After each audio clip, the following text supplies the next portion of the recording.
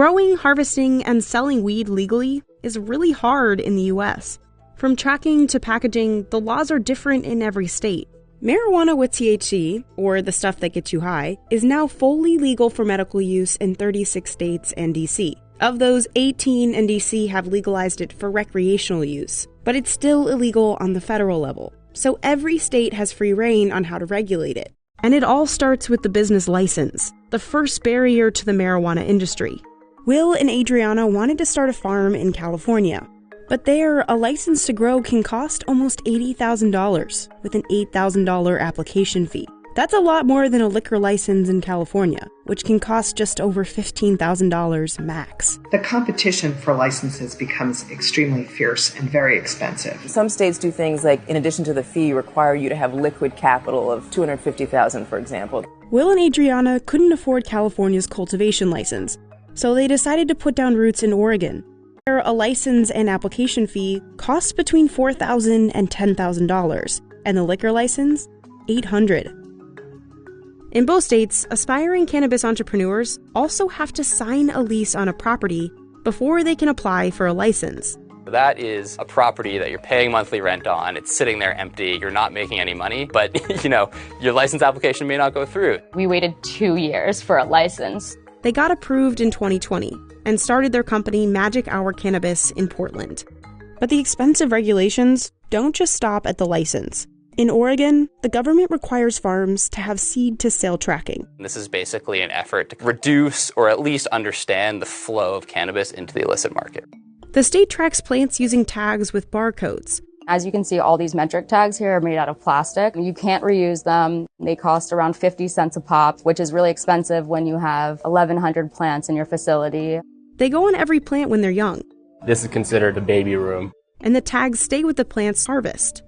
These are even turning purple, so that's one indicator that the plant is quote-unquote finishing up. And then there's a whole other set of regulations for turning marijuana into edibles. Based in Denver, Wana Brands is one of the top THC gummy makers in the country.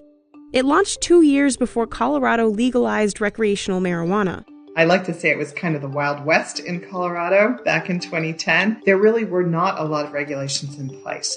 That's founder Nancy Whiteman. She's expanded Wana into 11 different states.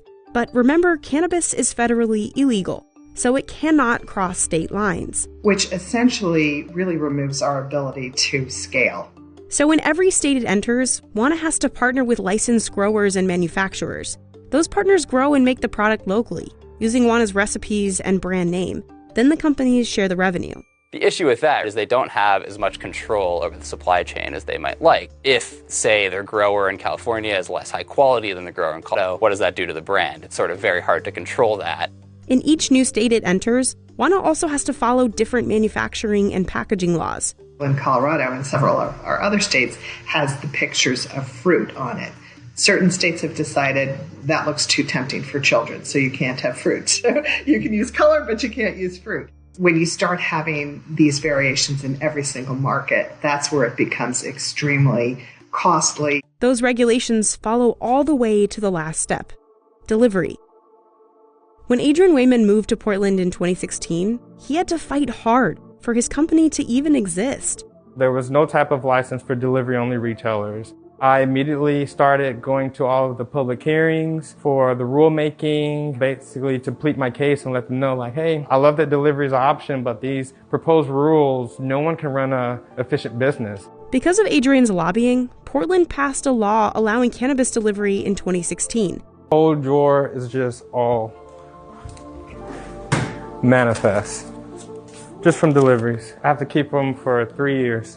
Each of those manifests lists out exact turn-by-turn directions that Adrian has to follow on a delivery. That's because regulators want to make sure no marijuana products go out the back door. I do understand that it needs to be regulated and tracked, but I do think some things are just a little ridiculous or just not practical. But those tough regulations can't be ignored. They come about twice a year to check in. They will pop up and knock on your door, and it's the scariest thing ever. It's just very stressful.